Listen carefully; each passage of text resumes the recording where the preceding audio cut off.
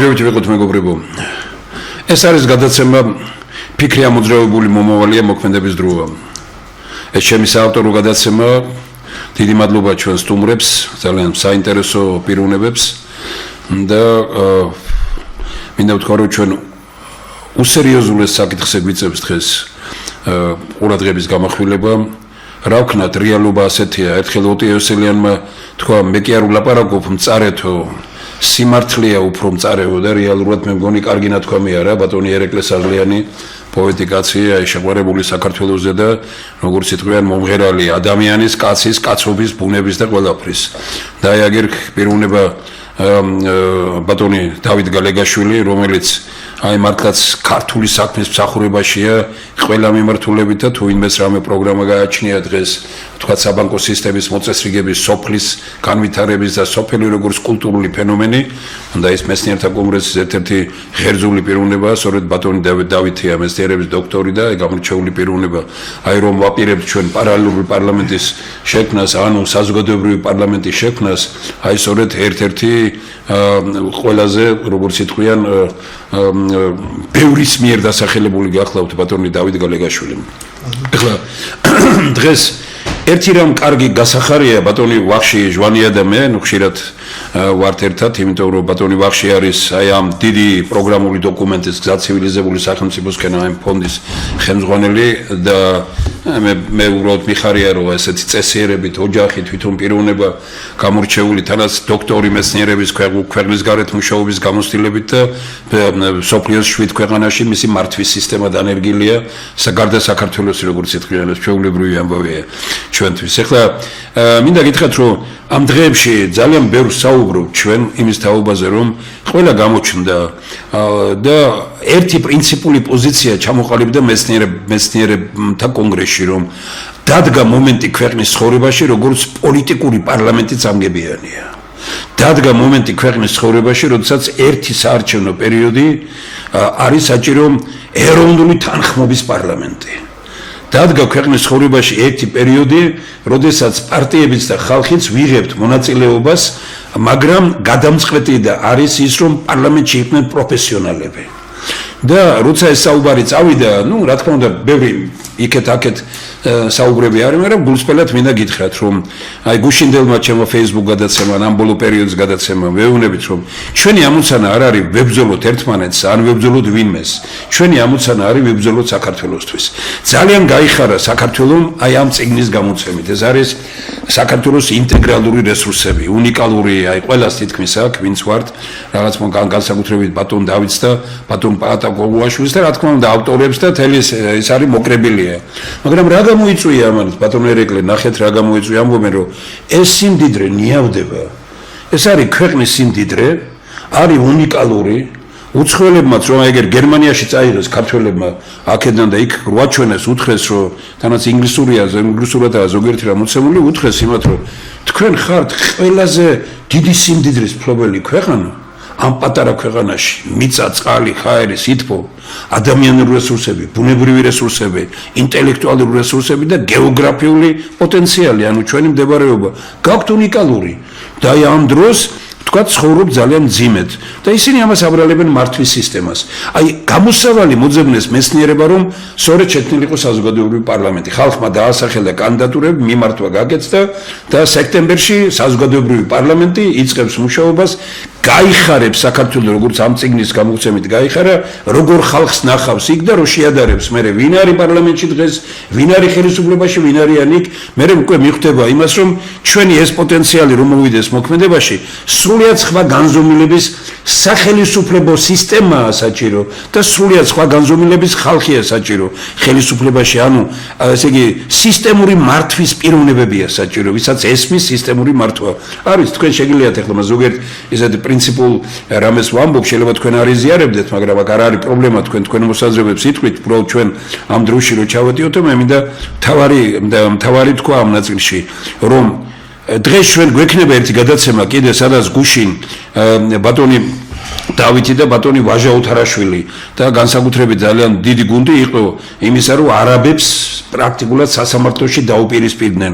ანუ მეცნიერთა კონგრესმა გადაწყვიტა არა მარტო იმით, რომ ეს Facebook-ზე წეროთ რაღაცეები, არამედ ასეთ წიგნი გამოუცათ, სადაც თქვა ჩვენი ეროვნული სიმდიდრეა, ის პროგრამა რომ გამოაქვეყნეთ, იმაში ყველა მოხიბლულია, ვინც აიკითხა, მაგრამ ალბათ 5-10%-ია, ვინც ნახა ის 10 მიმართულება და რაც გვაქვს ჩვენ მოცემული, რომ შევიდა იქ და წაიკითხა რამდენიმე დამწერა და მითხრა, თქვენ რაები გაგიკეთებია თუ მე მოხიბლული ვარ, მე ამას ვეუბნები, რომ რატო ხარ დუიმედოთ ხალხო, აი მეცნიერებმა, აი ასეთ ადამიანებმა, როგორი თქვენ ხართ აქ და აი ასეთ ადამიანებმა შექმნეს, გააკეთეს ეს, მე უბრალოდ ვარ მოხიბლული ყველაფერი ამით და მინდა რომ მეცნიერებს არ დაუკარგო, ის და არ დაუკარგო, თქვა იმ წარმომადგენლებს, კულტურის, მეცნიერების წარმომადგენლებს, ვინც ამაში მონაწილეობა მიიღო.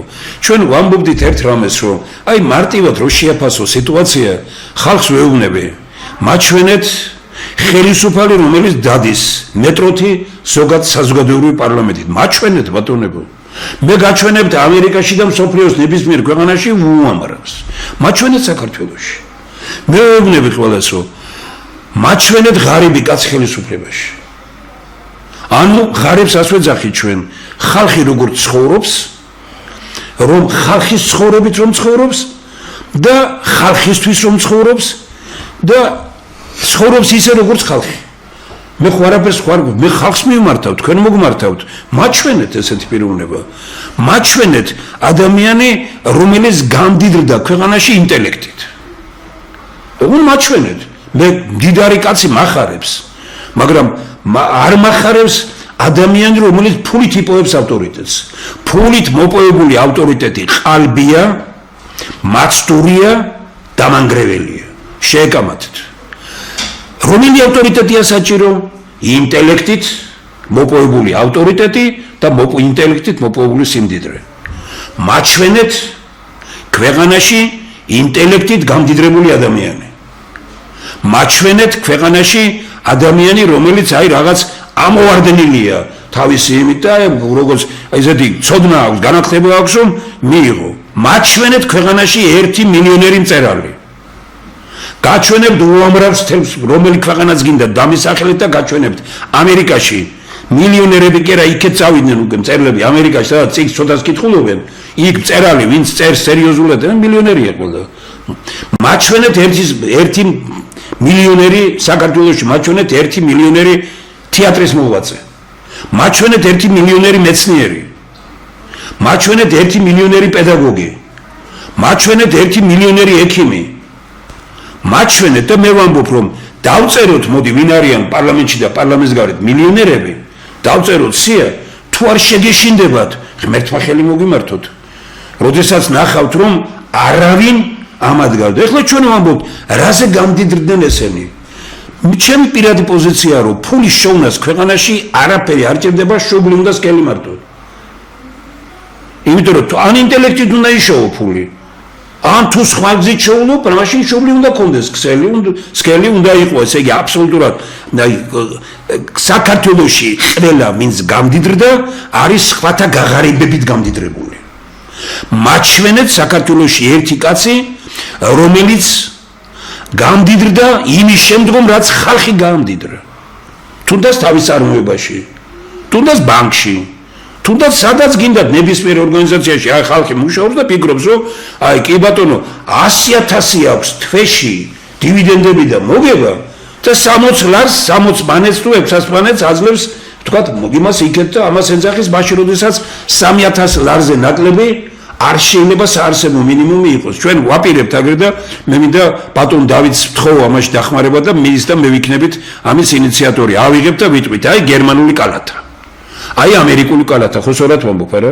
საარსებო მინიმუმი არა სწორი გამოთქვა, კალათაზეა, ხო ლაპარაკი?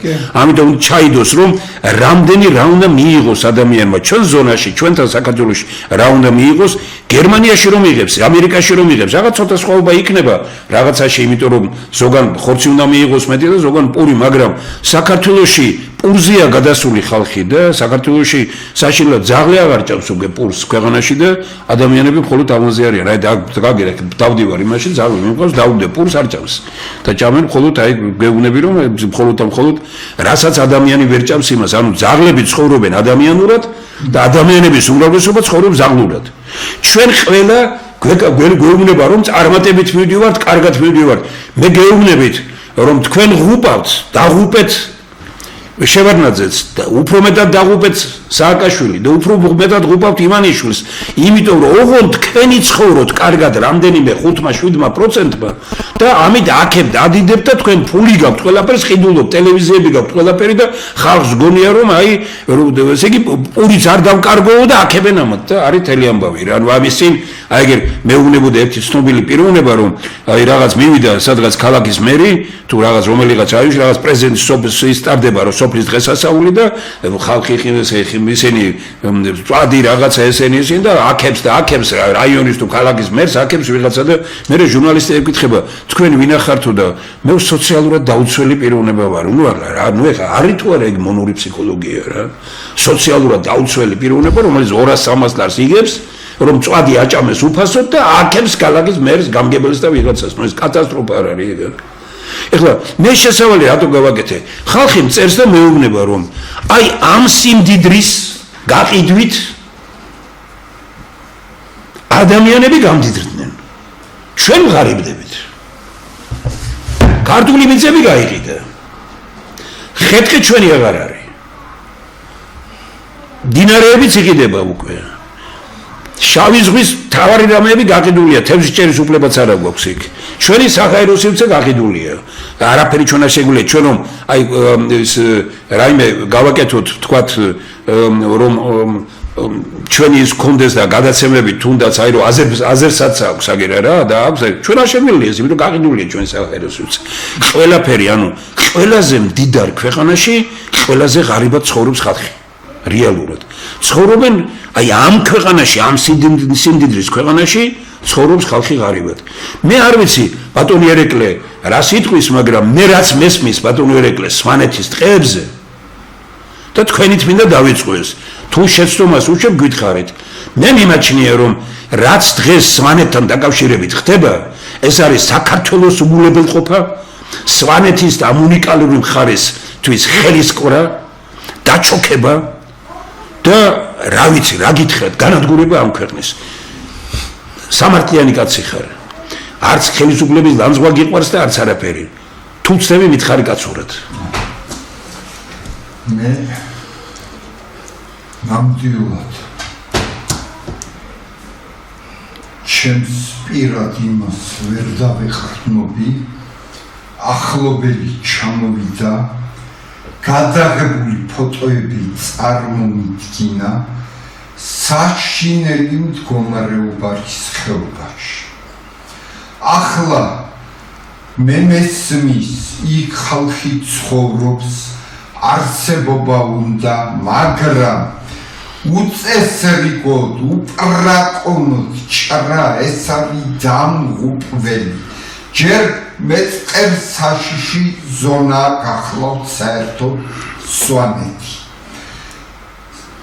რამოდენიმე წლის წინ საშინელი დამანგრეველი სტიქია რო დაგვათხდა თავს ბუნებასთან მომხმარებულურმა დამოკიდებულებამ გვიყვეს ჩვენ ყველაფერი და არის დიდი საშიშროება.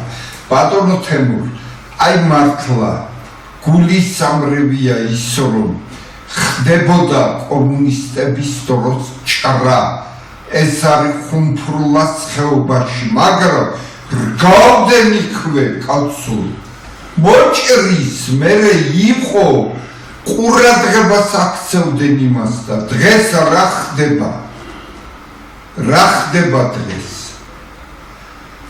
ანუ ჩანაგდება ნადგურდება არაფერი არ ხმარდება ჩვენ გადიცეს ყველაფერი უნიკალური ხეთყე გადის ჩვენი ადგილზე რომ მოიხმაროს ვინმე რა უჭირს მაშინ არაფერი არ ხმარდება ადგილობრივს ამაზეა ლაპარაკი. გადმოერეგლეთ თქვენ იცით რომ ქუთაისის საავტომობილო ქარხნის ტერიტორია ეკუთვნის ჩინელებს. მანქანა იქ აღარ გამოდის. არაფერი სერიოზული იქ არ ხდება. არავით არის უკვე მანქანასთან დაკავშირებული ჭაჭანებაც არ არის არაფრის. იქ არის ხეთყის გადამამუშავებელი, ან უпроსორად დახერხვა ხდება, რასაც ამოიღებენ სვანეთიდან, რაჭალეჩხუმიდან, ამას ჩამოიტანებენ იმერეთის ადგილ, ჩამოიტანებენ, ხერხავენ მიაქვთ ჩინეთში. და ისინი გამდიდრდნენ და რეალურად თანაც ეს არის როგორი ზონა ნახეთ, განსაკუთრებული ზონაა ეს, ანუ გადასახადს არ იხდიან იმ ზონაში. მე არ ვიცი რა, ჩვენს მეწარმეებს იმ მხარდაჭერა არ აქვს, რა ჩინელებს აქვს საავტომობილო ქარხნის ტერიტორიაზე და თანაც ვინც არ იცით, ნახეთ ერთი სურათები ძველი, საბჭოთა კავშირის დროს ეს იყო ტერიტორია წალკოტი. რომელზეც ვეთფრენი კომუნიკაცია, ყველაფერი, ყველანაირი კანალიზაცია, კომუნიკაცია, ყველანაირი მიმართულებით, ესე იგი ის იყო პარკები იყო ტერიტორიაზე, რო შეხვიდოდი, ვერ იფიქრებდი, რომ ქარხანაში ხარ. დღეს რეალურად იქ არის ჩინური სოფელი. სადაც საბავშვო ბაღი ჩინური, სკოლა ჩინური, დამუშავება ყველაფერი ჩინური. და ჩაკეტილია, ვერ შეხვალ შიგ. ვერ შეხვალ. წყალტუბოში ჩავედით ამ რამდენიმე ხნის წინ და გვინდოდა რომ ერთ-ერთ სანატორიუმში შევსულიყავით და არ იკითხავთ რა ღირს 25 ლარი ღირს ტერიტორიაზე რო შეხვიდე 25 ლარი ტერიტორიაზე რო შეხვიდე შეგნით კი არა აი ტერიტორიაზე რო შეხვიდე 25 ლარი მოვიდა კაცდემი ბატონ თემურ გიცნობ თქვენ ჩვენი ყოფილი გუბერნატორი ხართო მაგრამ რა ვქნა ვაკ უფროსები არიანო და გვეუბნებიანო რომ 25 ლარი ფულს აჩეულებენ ხედავთ როგორი მდგომარეობაა ის ქართული სიმდიდრე რაც შექმნა და ჩვენ ვამზადებთ რო იცოდეთ ეხლა თქვენ უხერხულობას შერ ჩაგაღენებთ სვანეთს ხავს 4-5 ფეოდალი ყველა რეგიონს ქუთაისს ხავს 4-5 ფეოდალი კოხოზი აგერ ფეოდალი რომელიც არის საირმეზე 14000 გექტარი და სანადირო მეურნეობა კეთდება ვეკითხები აგერ სოფლის მეურნეობის ერთ-ერთ უწყინვალეს მწოდნეს და მინისტრის მოადგილე იყო და დატოვა პოსტი იმის გამო რომ არასწორად მიდიოდა გზა მე გეკითხების საირმის წყალს უნდა სანადირო მეურნეობა კიდე რაღაც იმით ხო წარმოგიდგენია თქვენ რომ თვითონ ეს წყალია განსაკუთრებული როგორც წყალტუბოში უნდა და თავის დროზე სააკაშვილის დროს რომ სათამაშო ბიზნესი განვითარებული იყო და ვეუბნებოდი რომ ეს შეურაცხყოფაა წყალტუბოს იმიტომ რომ წყალტუბოს წყალი აქვს თავარი და ამისთვის უნდა მოვიდეს აქ ადამიანი საირმი არის უნიკალური ისა და ვინ ან კოხოძემ 14000 გექტარი ყრიან ხალხს ადგილობრივ მოსახლეობას იქედან უშვებენ ყველა რაიონში დღეს 4-5 ფეოდალი და ეს 4-5 ფეოდალი არის საყრდენი ხელისუფლების რომ არჩევნების დროს ამათ იყიდონ მოსახლეობა იგებენ მილიონებს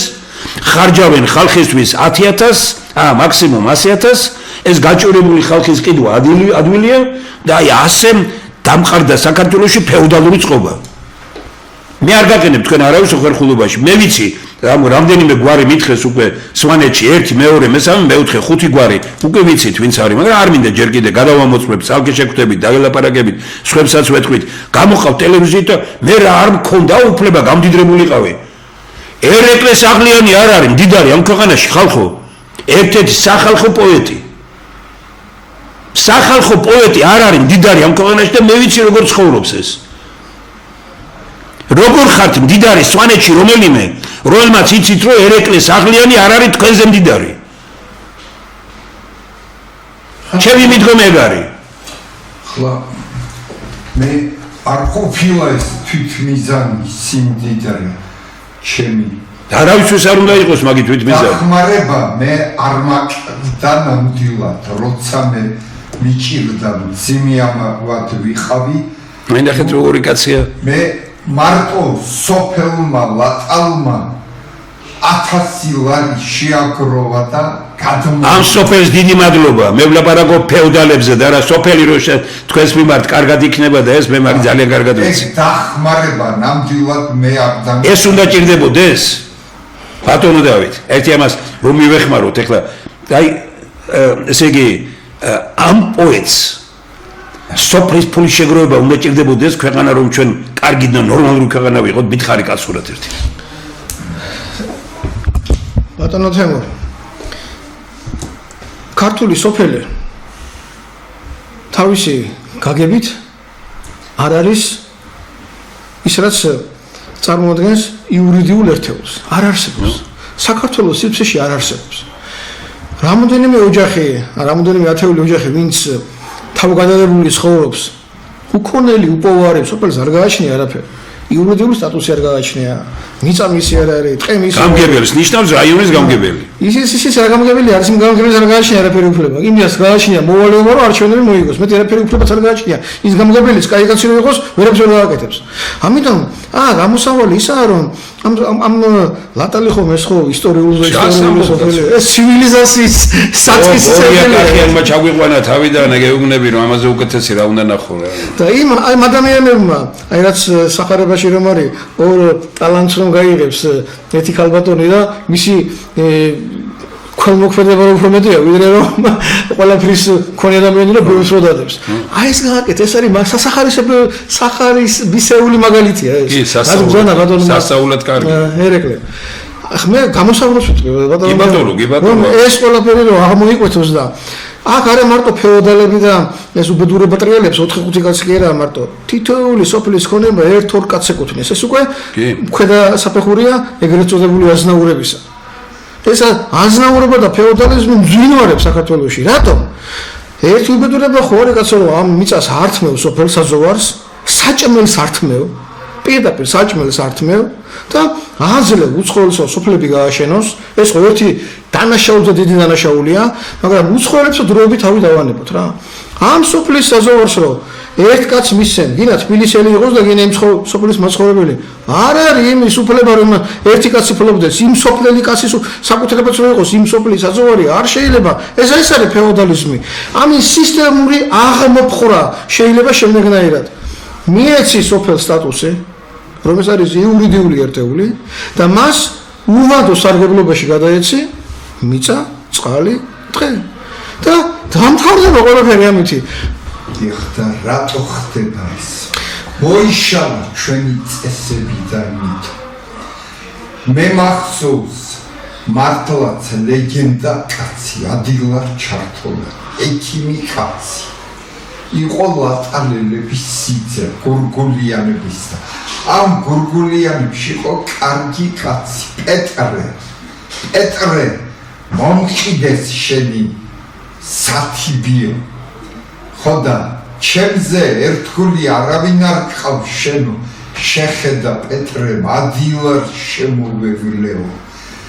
მეო კიდვას როგორ გაკადრებ შენო, მარა ეს მიწა ჩემი არ არის, გურგულიანების არის ეგ მიწა. ანუ აი ეს წესი რას საგვარეულო წესი. ამაშია საგვარეულო წესი, რომელსაც ვერ შეეხებოდი შენ. არა ეს გვარი ცხოვრობს იქ. აბა მაგასო როგორ გაკადრებდი მეო მოყიდვას. მაგრამ ეგ ჩემი არ არის. ბატონო რეგლე გავაგრძელებ თქვენ ნათქვამს. პირველი უჯრედი ოჯახი, ეს არის პირველი ნამდვილი უჯრედი საზოგადოებისა, სოციუმისა, შემდეგ გვარი და საგვარეულო, რაც თქვენ ბრძანეთ, ეს წესი და ამ რამოდენიმე საგვარეულო საერთო ქონება, რომელიც შეიძლება განკარგოს შემდეგნაირად. სოფელმა აირჩიოს, დანიშნული კი არ გამოგზავნა, გამგებელია თუ რაც არის. აირჩიოს მმართველი და საერთო როგორც იყო თემის წესით წდებოდა საკითხები, როგორი საკითხები. ჩვენ გვაქვს სოფელს თემს გაგვაჩნია მაგალითად 1000 ჰექტარი საძოვარი, რომელიც ჩვენი გახდა. და ყავს საქონელი, მაგრამ ამ საქონელს ყოფნის 150 ჰექტარი. რჩება კიდევ 850. ამ სოფლისაზე, ასე ვთქვათ, ყუთნილ მიწაზე შეგიძლია მარცვლეულის მოიყვანო და შეგიძლია ხეხილის ბაღიც გააშენო. თუ მარცვლეულის მოყვანა შეგიძლია, შენ უკვე გაქვს რომ ან შენ თვითონ გააშენო სოფელმა, ან მიაქირავო, ვისაც შეუძლია რომ გააშენოს ბატონო. აქედან შენი წილი გერგება უკვე. ის ბიზნესი, ასე ვთქვათ, ბიზნესის შემოქმედი კაცი, მარცვლეულის კაცი, გინდა ქართველი იყოს და გინდა უცხოელი იყოს, უკვე პრობლემა აღარ არის ბატონო რეგლე. მიწა ჩემია, ჩემი გვარისაა, ჩემი ოჯახის არის. მიაქირავე უცხოელსაც ბოლო-ბოლო, თუ კი ჯობია ქართველ წარმოებელს, რაცო ის მოიყვანს პროდუქტს, მოგებას უნახია უცხოელს, წაუვიდეს. მიაქირავე, მაგრამ კი არ მივყიდე. ხო, მარტო მიქირავება, იჯარით გაცემაა მარტო ეს. ინგლისში როგორ არის ხო იცი? მას ასეა ყველაფერი. ინგლისში დედოფალს ეკუთვნის მიწა, არავის არც ვინც ცხოვრობს. ინგლისელი რომ არის მისი არ არის არც გაყიდვა შეუძლია არაბეთში მასეა საუდის არაბეთში და არაბობაში ისრაელში მასეა ყველგან მასეა ბატონო თემურ დავით აღმაშენებლის დოროს იყო ასე მიწა შეიძლება მიგეღო იჯარს მაგრამ სამუდამო კუთვნილებაში მიწა ვერ გექნება მაგრამ როგორ იყო ნახეთ დავით აღმაშენებლის დროს ოდესაც დაოსში კერთკი სტარდებოდა დაოსის კონგრესი იქ მე მქონდა საშუალება რომ ყოფილიყავი ერთხელ და ახლა დიდ ტრიბუნალს მე მომწონდნენ იქ პრეზიდენტები და ისინი გამოდიოდნენ მაგრამ ერთ პატარა ლოკალურ შეხვედრაზე გამოვიდი და მაშინ კონვენციის თეორიას იწყებდნენ რა ეს შემოდიოდა ერთ 15 წლის წინანდელი ამბავი რასაც ხვები და რომ დაიწყეს და თქვეს რომ კონვენციის თეორია არის რა რომ არც კაპიტალიზმმა გაამართლა არც სოციალიზმმა გაამართლა და რაღაც საერთო ანუ კაპიტალიზმის ნიჭის ძალაუფლება ანუ ნიჭიერება და ესე იგი კონკურენცია ხოლო სოციალიზმის დაცული ადამიანი ევროპულ სოციალიზმზე ლაპარაკი შევაერთოთ ეს იყო კონვენციის თეორია მე ვეუბნები რომ კარგია ეს ყველაფერი მაგრამ ჩემს მეფეს მეთქი ეს 19 საუკუნის წინ ქონდა მეთქი და მე მითხეს როგორია მე ვთხარი ასე და მოვყევი დავით აღმაშენებელზე აბა გითხარი დაგვისაბუთებ მე ვთხარი დავით აღმაშენებელი მიწას არ ყიდიდა მაგრამ ნახეთ როგორ აკეთებდა მეთქი ვისაც ქონდა მიწა იმას ვინც ამუშავებდა მიწას 4-5 ჯერ ნაკლებ გადასახადს ახდევინებდა იმასთან შედარებით ვინც მიწას არ ამუშავებდა მეთქი წამოხდა ამერიკელი და თქვა ეს არის მსოფლიოს მომავალიო და მე ვთხარი ეს ჩვენს მეფეს ქონდა აგერ პოლის რეფორმა გააკეთა განავითარა ყველაფერი ესენი ჩვენ დავივიწყეთ ის რაც ქონდა სხვა ქვეყნებმა გადაიღეს ჩვენგან და ჩვენ გონია რომ ჩვენგან არ არის წასული ეს რასაც ამბობს ბატონი დავითი ეს არის კლასიკური მოდელი ქვეყანას ადამიანს ენდობი პრეზიდენტის არჩევას ენდობი პარტიის არჩევას და არ ენდობი თავის სოფლის გამგებლის არჩევას ეს საწერია ეგეთი რამე რა დანაშაულია ბატონო ნუ ეგ ფეოდალიზმის საფუძველი ესაა დიახ მაგაზია აი თვითონ მეცნიერთა კონგრესი ამ ხეთყებს bis მიმართ ჩვენი პოზიცია არის კატეგორიული რომ ჩვენ ვთავაზობთ ძალიან დიდ დისკუსიას სხვადასხვა მიმართულებით აქ ლაპარაკი არის იმაზე რომ აი თუნდაც ხეთყე როგორი უნდა იყოს მეცნიერება უნდა გამოიტანონ პროფესიონალებმა უნდა გამოიტანონ არა პოლიტიკაში მოსულმა და ან პარტიის ვინც არიან პარტიის ლიდერებმა და რო ამბობენ რომ ყველაფერი ტყუილი აღმოჩნდა ხო რაც უკეთებიათ ადრე არა დღეს გამოდიან და გველაპარაკებიან ყველაფერს როს ვაკეთებდო ჩვენ მომავალში ვაღიარებთ რომ დღეს შეცდომებს უშვებთ მომავალში კი არ უნდა ვაღიაროთ დღეს მან შევხედოთ ამას დღეს რო შევხედოთ აი აგერ არის კაცი რომელსაც რო უთხრა დღეს თანამდებობა იქაც ვერ მოყავს და გვეუბნება პოლიტიკა არ მაინტერესებს გვეუბნება და საზოგადოებრივ პარლამენტში ვერ ვითანხმებთ რომ შემოვიდეს და ძალიან კარგი რომ ამ ბოლო პერიოდში გადავეუბნებით საზოგადოებრივ პარლამენტი პირველი რის გახილვასაც დაიწყებს იქნება ეროვნულ სახელმწიფოებრივი დოქტრინა სადაც წერია რომ მიწა არ იყიდება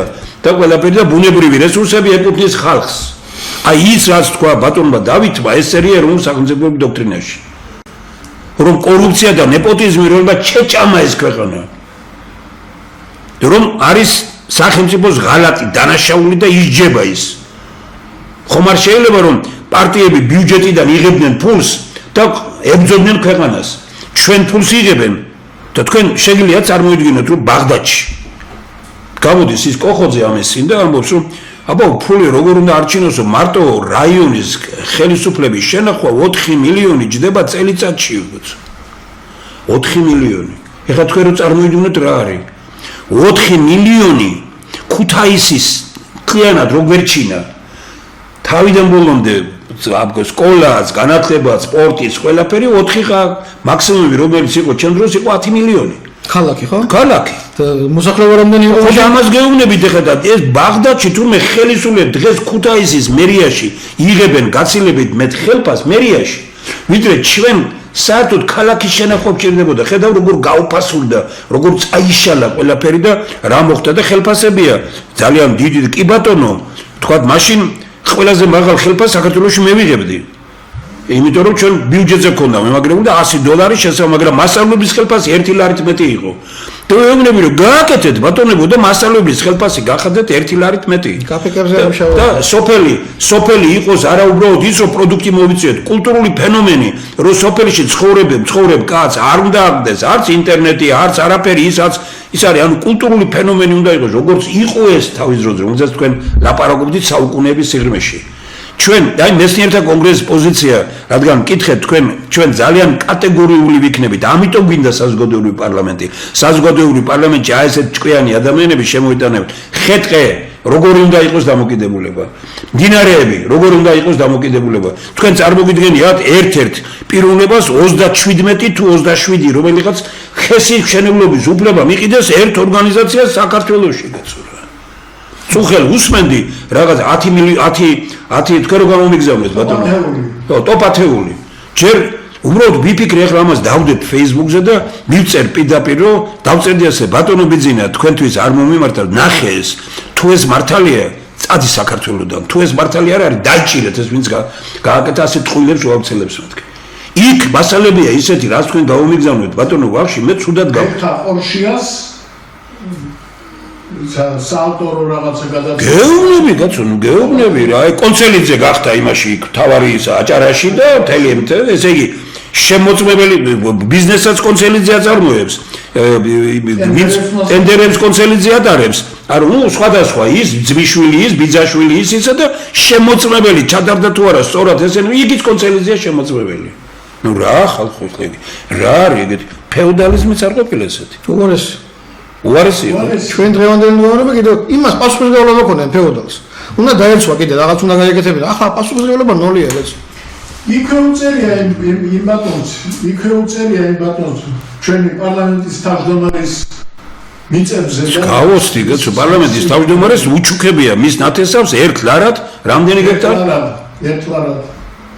პარლამენტის თავმჯდომარესთვის. ჩუქება რატოა გაკეთებული? იმიტომ რომ გადასახადი არ გადაიხადოს.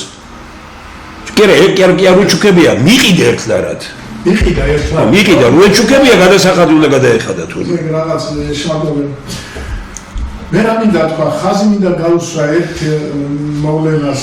ნუ ჯერ ერთი ყველა ვიცით რომ მე ძალიან კატეგორიულად ამ ხელისუფლების მიმართ და მამტკიცებ და გეუბნები და ახლა წინა ხელისუფლების მიმართაც ასეთი იყავი. დღეს ყავს კრიმინალური ხელისუფლება. დღეს კი არა, მთელი 30 წლის მანძილზე კარგად რო გამეგვიოთ, ყველანი კრიმინალები იყვნენ და ესენი ყველაზე უფრო მაგარი კრიმინალები გამოდიან. ჩვენ გახსოვთ თქვენ 5 თუ 6 წლის წინ ბატონი ბიძინა გამოვიდა და მთელი იმით გვახარა რომ აი თქვენ ახლა შეგიძლიათ იაროთ ევროპაში სამუშაოდ, ნუ კარტოფილის საფრთხელად და კიდე რაღაცა. მე მაშინ მქონდა ეს რეაქცია და აი ეს რეაქცია რომ მქონდა ეს რომ ჩაიწერა 700 ადამიანმა ნახა ის 700,000 ადამიანმა.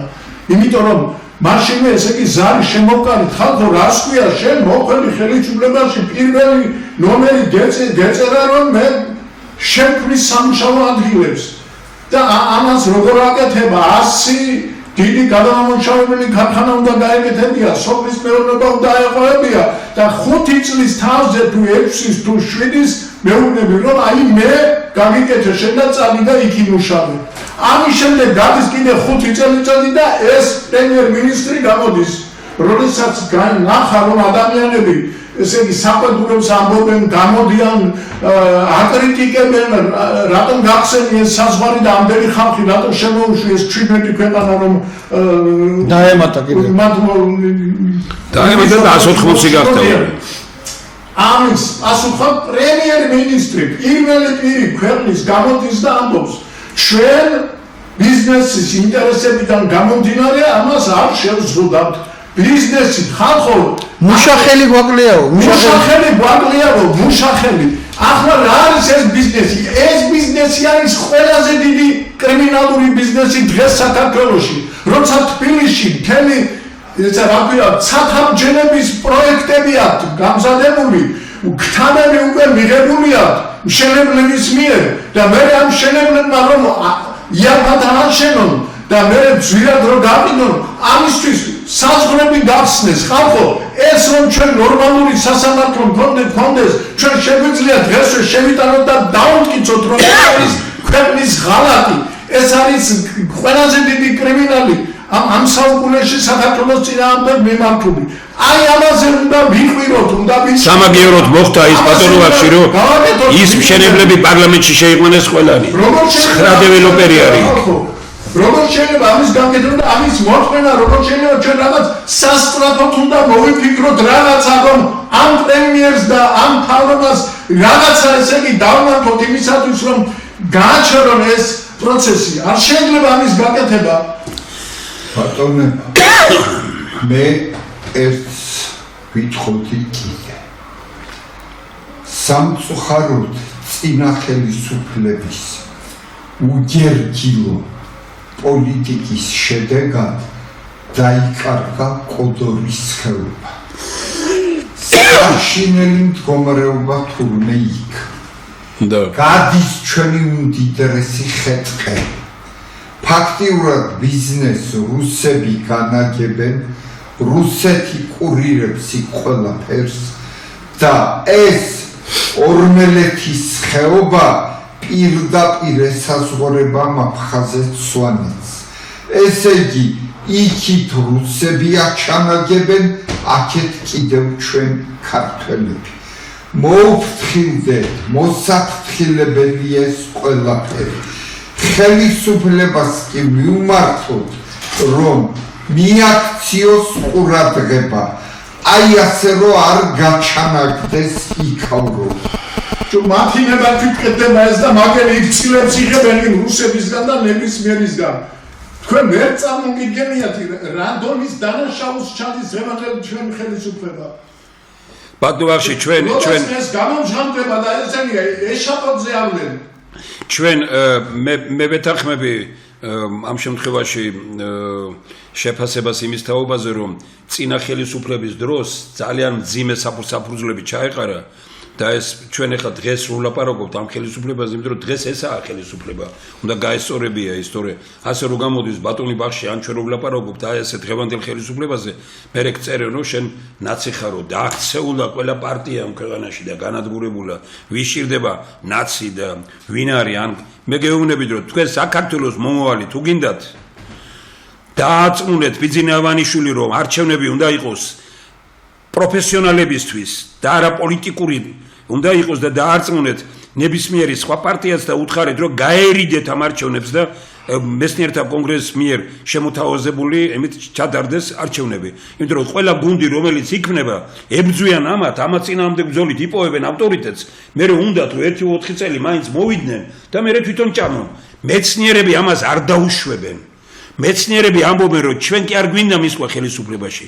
ჩვენ რომ მივა ჩვენი პრინციპებით შექმნილი ხელისუფლება რომ იქნება პროფესიონალთა პარლამენტი, ჩვენ ვიქნებით პირველი მაკონტროლებელი, ჩვენ ვდგებით ვრჩებით ხალხთან და 2 წლის თავზე ჩატარდება ნდობის რეფერენდუმი, რომ თუ შეასრულა იმ ხელისუფლებამ ის რაც დავპირდით, დაპირდა ხალხს, მაშინ თორე აღარ გაუგზელოთ ამისინი. რა უნდა იყოს ამაზე დემოკრატიული, რა უნდა იყოს ამაზე კარგი და ამიტომ კიდე ერთხელ ვამბობ რომ ჩემთვის დღეს რაც ხდება ქართულ მიწასთან დაკავშირებით, ქართულ ტყეებთან დაკავშირებით, რაც გარედან ხალხი შემოდის, დემოგრაფიული სიტუაცია როგორიცაა, როგორ ტოვებენ ქართველები გარეთ.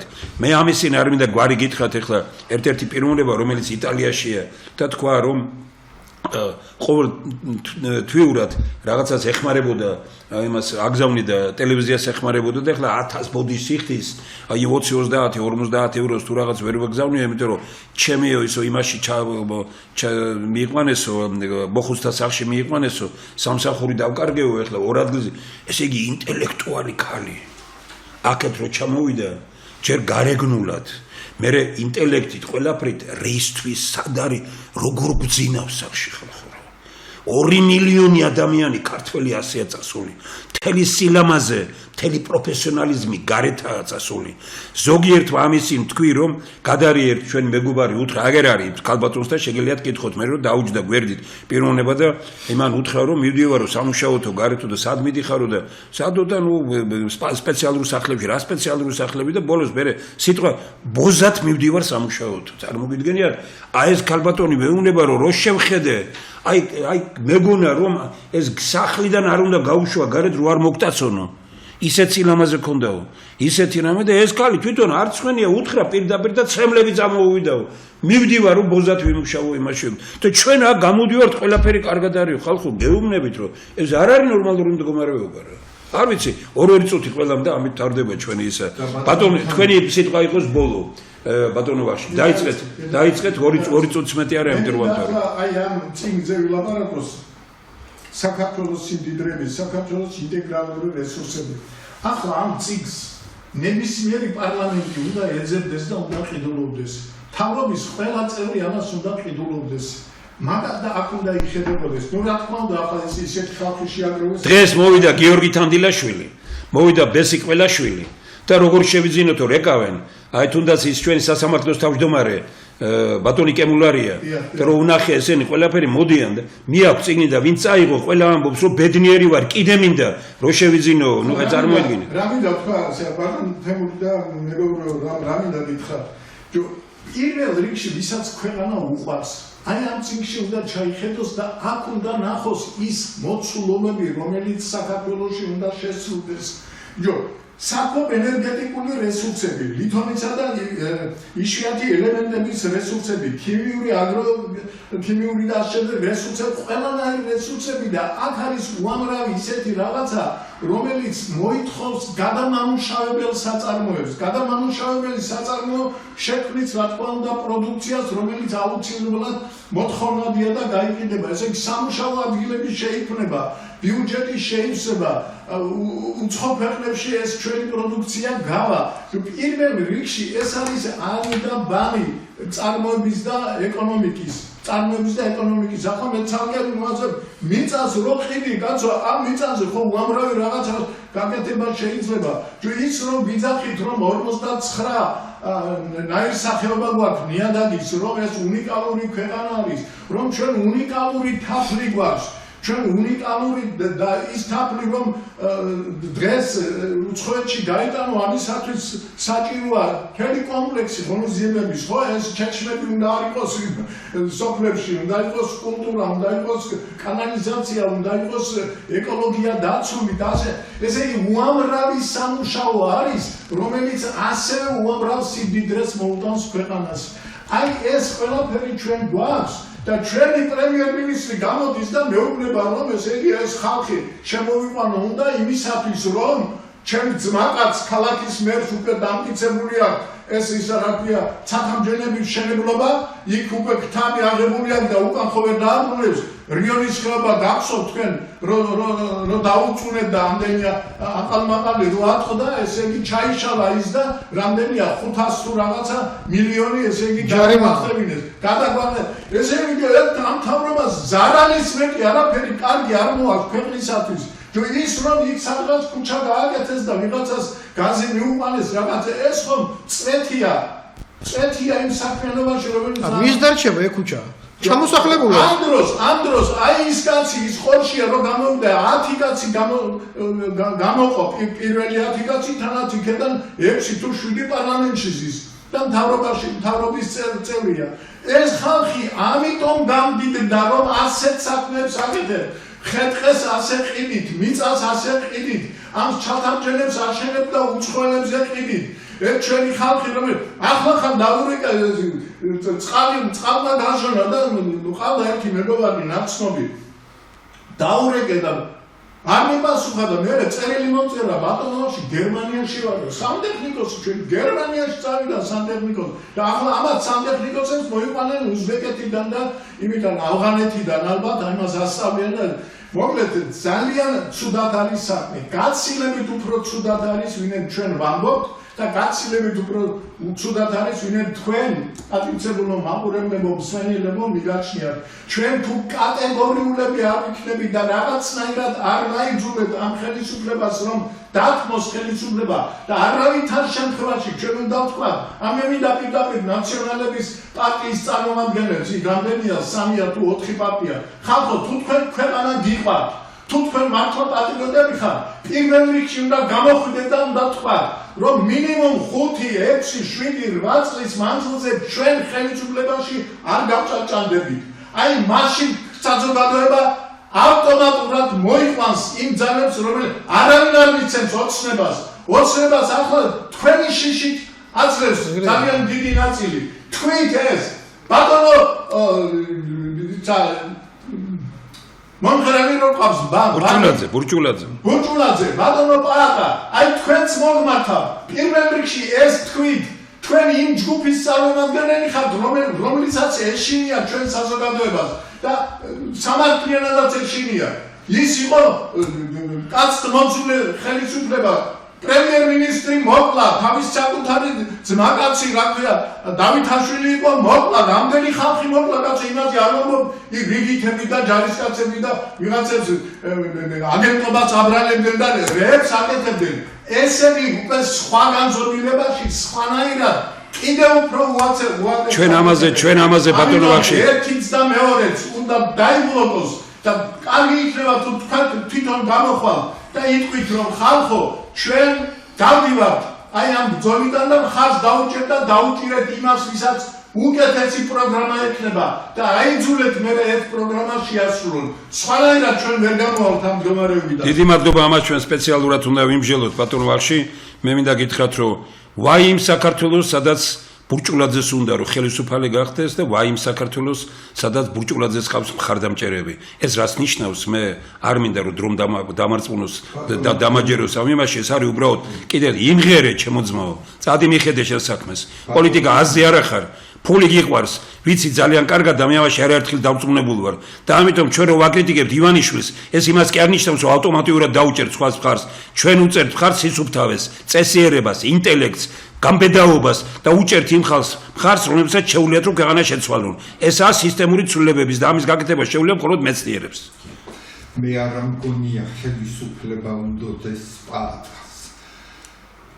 არ მგონია, იმიტომ რომ ხელა სახელი აქვს მას და თავისი ძალიან გთხოვთ ნუ დაიცავთ რა, ძალიან გთხოვთ ნუ დაიცავთ რა. პაატა ბურჭულაძეს მე ქუთაისში ვაჩუქეთ, კულტურული ცენტრი უნდა გაეკეთებია და გაყიდა $95,000 და ჯიბეში ჩაიდო ფული. რაებს მლაპარაკობთ, რაები აქვს ნაკეთები კიდე და როგორ უნდა ეკეთებინათ. მე სისუფთავის გარდა მე არაფერი არ მაინტერესებს. ადამიანი რომელმაც დაუშვა ზოგიერთი ისეთი შეცდომა, ნუ ჩაუდგები ბიძინა ივანიშვილის მხარდაჭერა არის დღეს იმისი პაატა ბურჭულაძის აქტივობა. პაატა ბურჭულაძის აქტივობა დღეს და ბატონ ვახშის აბსოლუტურად ვეთანხმები. ვისაც ჩვენ ეს ხო ბატონ ვახში 10 წლის წინ მივმართეთ და უთხარით ორივე ხელისუფლება ივანიშვილის და ორივე არც იხეში დაჭერილი არ იყო ის და მივმართეთ სააკაშვილის და მივმართეთ ივანიშვილის. გიყვართ საქართველო. ორთავენ თქვით უარი არჩევნებში მონაწილეობაზე და მაშინ გაჩნდა ეროვნული თანხმობის პარლამენტის იდეა. ამათ პირიქით იმე შეჭამეს ქვეყანა. ჩვენ არ ვეშვებით ამ ეროვნული თანხმობის პარლამენტის იდეას და ჩვენი პრინციპი რა იქნება? კრიტიკა ამ ხელისუფლების არ ნიშნავს იმას, რომ მე ან ვინმე ჩვენ ავტომატურად გავხდეთ ვინმეს მხარდამჭერი. პაატა ბურჭულაძეს ვეუბნები, იმღერე. დაგიკრებთ აშს. არ არის თქვენი საქმე და პოლიტიკა არ არის და გამოაცხადა სტადიონზე ვიკრიბებით, ახლა დაიწყება ისინი, იმიტომ რომ დიდი ფული შემოვიდა გარედან, ვიცი ძალიან კარგად. დიდი ფული. დაფინანსებენ დინამო სტადიონის, იმიტომ რომ არეულობა აწყობთ ამ ქვეყანაში. არეულობა აწყობს ბიძინა ივანიშვილსაც. დღეს არის ერთი კონკრეტული რამ. ხელისუფლება რომელიც ქმნის მტრის ხატს, ის ხელისუფლება არ არის. შევარდნაძე იყო და ქმნიდა ხატს, მტრის, სააკაშვილი იყო და ქმნიდა ესე იგი მტრის ხატს, ბიძინა ივანიშვილია და ქმნის ესე იგი ამ მტრის ხატს.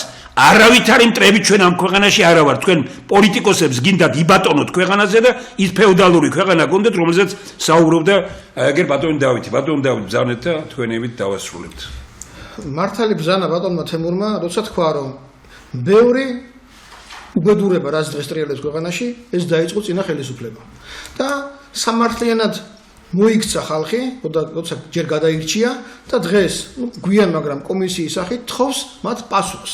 და პასუხს პირველ რიგში თხოვენ იმიტომ, რომ ორი ხეობა, კოდორის ხეობა და ქსნის ხეობა პირდაპირ გადააბარეს მტერს. მაგრამ როცა შენ ამ ორ ხეობაში და შენი პოზიციით მართალი ხარ, მიმართავ დღევანდელ ხელისუფლებას და იმავდროულად, რაც ბატონო ვახში ბრძანა, ყიდი და ანიავებ ჯერ მიწებს და სოფლებს, ეხლა ქალაქებს და დედაქალაქს. ამას როცა აკეთებ, უახლოეს 15 წელიწადში ორი ხეობა კი არა, საქართველოში აღარ იქნება 200 ხეობა ქართული, 200 ხეობა იყიდება დღეს. მე ამას არ ვამრავლებ მექანიკურად. დათვლილია ყველა ხეობა, სადაც სოფლები გაყიდულია უკვე, თავის მიწებიანა და სადაც ჩამოსახლებას აპირებენ, ეს ზღვა მომდგარია უკვე და ჩამოსახლებას გეგმავენ. ეს არა, ეს გლობალური საკითხია. ეს იმ deep state-ის პროგრამა, თქო რომ deep state-ს ებრძვით და არ იცით ეს რას ნიშნავს deep state-ის ბრძოლის მეთოდოლოგია და ხერხები. ისინი აკეთებენ ამას. ხარს უჭერენ მოქმედებით, ლაპარაკი სიტყვით ებრძვით. თუ ებრძვი, მაშინ ეს დაიცავი, კაცო. და ამიტომ აი კომისია მეორე კომისია რო შეიქმნება, ის კომისია თქვენ დაგეძახებს უყოლას, გასო. ორ ხეობაში თუ მარტო მიყარ, 200 ხეობა გაგაყიდინაო, გასო. ასე რომ ბატონო ვახში 100%-იანი ბრძანდებით რა. პოლიტიკური გადარჩენის გზა თქვენ ძალიან ზუსტად აი როგორ თქვა, კონცენტრირებულად დღეს გააჟღერეთ რა. ეს არის მეცნიერთა კონგრესის პოზიცია და ამიტოა. ესე იგი თუ მე დაგჭირდებათ ერთ წუთით, მაგრამ მე ოტიესელიანმა მასალდა ერთი ძალიან კარგი რამ. ომი გიქნიათო, ომი გივარგილ. ომი ვქენითო, ომი დედფალ. წაგიგიათო, ომი გივარგილ. წავაგეთ ომი დედფალ. მაშ რაღა აზრი აქვს ბრძოლას გივარგილ. ბრძოლას ყოველთვის აქვს აზრი დედფალ. ბრძოლა, მხოლოდ ბრძოლა. ბრძოლას ეხლა რო აქვს აზრი, არადროს საქართველოს ისტორიაში ისე არ ქონია. კაცები თუ ვართ ვიბრძოლოთ. ბრძოლა სიმართლისთვის, აი რაც აქცერია. რა თქმა უნდა, ეგაა მთავარია. ძალეთ თქვენი ნუ არა მე უკვე რაც სათქმელი ხო თქვი და სვანეთის დაცვა არის საქართველოს დაცვა. არავით არის ხეთყის გატანა იქიდან, არავით არის ისე უაზრო ჭრა და არავით არის კიდე სვანები ამ ღირსებით და სიამაყით სავსე ხალხის იმათ ქცევა, მომსახურებად ქცევა. სვანეთს ჭირდება სხვა პროგრამა, რომელიც შეიცავს, რა თქმა უნდა, მაგრამ ტურიზმი არ არის სვანეთი. სვანეთს აქვს ისეთი რესურსები, რომელიც ტურიზმი არის მეათე იმ რესურსებთან შედარებით. და პლუს სვანეთი არ არის მხოლოდ ციხე-კოშკები. რა თქმა უნდა. არ არის მხოლოდ უნიკალური ძეგლები. არ არის მხოლოდ ადამიანები, არის ის უნიკალური ფლორა და ფაუნა, რომელსაც აგაშენათ მართლა. მინდა მოასწრო. წამები. არავით არის ცათამბჯენები თბილისში. მე გამახსენდა კონსტანტინე გამსახურდიას რომ და რაღაცა დაწერილი ამერიკელებზე და ამერიკელები ყოველთვის იყვნენო უგემოვნების მატარებლებიო და აი ეს აკრიტიკებდა ამ ცათამბჯენებს. მთელი ევროპა, ძველი ევროპა, რომელიც ინარჩუნებს თავს ამ მაგალითად დუსელდორფი მახსოვს, დუსელდორფში ვარ ნამყოფი და აი ეს ხუთსართულიანი სახლი თითო ალურად დაშალეს და გადაიტანეს იქ. ბატონო ვახში. ცათამბჯენებში არის დიდი მოგება. პატარა ფარცი აშენებ იმას და ნუ ეგ არის მეტი არა. გულია ცათამბჯენი. აი მიტინგები ამისთვის უნდა, აი ეს ადგილები უნდა მომნიშნოთ, სადაც აპირებენ და იქ დღედახამე უნდა ვაქინოთ იქ რომ არ შედგეს ამ მთავრობის ეს მამნებელი პროექტი. თუ გვინდა ქვეყანა, ბატონო ვახში დავასრულოთ უნდა, თუ გვინდა ქვეყანა, გავერთიანდეთ მეცნიერულ პროგრამებში. და მეცნიერულ პროგრამებს შეუერთეთ. დავანებოთ თავი ამ პარტიების უკან სირბილს და პარტიებისთვის და პოლიტიკოსების ტაშის ყრას. საქართველოს ჭირდება არა ქუჩის რევოლუცია, არამედ ინტელექტუალური რევოლუცია. საქართველოს უნდა იმართებოდეს სულით და არა ფულით, ეს გურამ ქართველიშვილმა ძალიან მოსრებულად თქვა. და პრიმიტიული პოლიტიკური აზროვნების ეპოქა უნდა დასრულდეს და უნდა ქვეყანაში უნდა იყოს მეცნიერების ერა. მე ქვეყნის მომავალს ვხედავ მეცნიერების ერაში. ჩვენ გავაგზავნებთ ახლა ერთ მართლაც აი ბრძოლის, კარგი შედეგი იყო, რაც აი თქვენ ბატონ დავით თქვენ ბატონო ვაჟამ კარგი მაგალითი გვიჩვენა და გავაგზავნებთ ახლა ბატონ ვაჟა უთარაშვილი ჩაგვირთვება კიდე. მაგრად ვიყოთ. წარმატება და გამარჯვება.